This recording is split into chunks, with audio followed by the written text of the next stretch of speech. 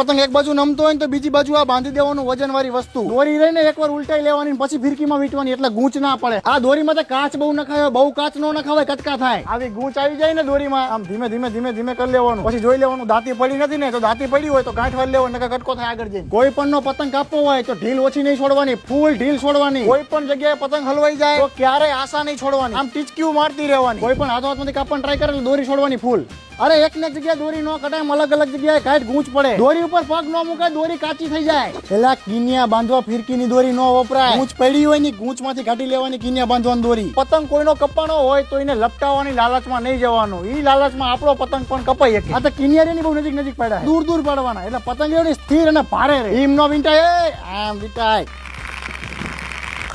સાચી ખેંચ મારવાની સ્ટાઇલ શું ખબર હે